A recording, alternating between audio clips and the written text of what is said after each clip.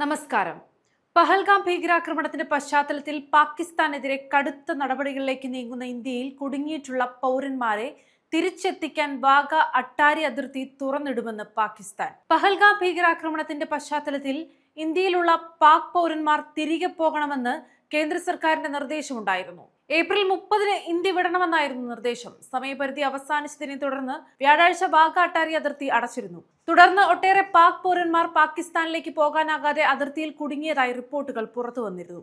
ഇതിന് പിന്നാലെയാണ് കുട്ടികൾ ഉൾപ്പെടെ 70ഓളം പൗരന്മാർ വാഗ അട്ടാരി അതിർത്തിയിൽ കുടുങ്ങിക്കിടക്കുന്നതായി പാക് വിദേശകാര്യ മന്ത്രാലയ വക്താവ് സ്ഥിരീകരിച്ചത്. തങ്ങളുടെ പൗരന്മാരെ അതിർത്തി കടക്കാൻ ഇന്ത്യൻ ഭരണകൂടം അനുവദിക്കുകയാണെങ്കിൽ അവരെ സ്വീകരിക്കാൻ തയ്യാറാണെന്നും വിദേശകാര്യ വക്താവ് അറിയിച്ചിരുന്നു.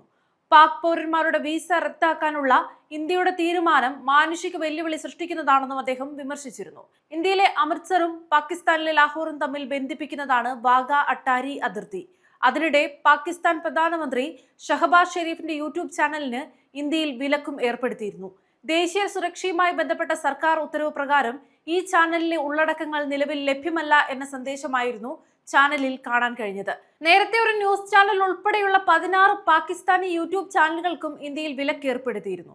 പഹൽഗാം ഭീകരാക്രമണത്തിന് പിന്നാലെയാണ് പാകിസ്ഥാനെതിരെ ഇത്തരം കടുത്ത നടപടികളിലേക്ക് ഇന്ത്യ പോകുന്നത്.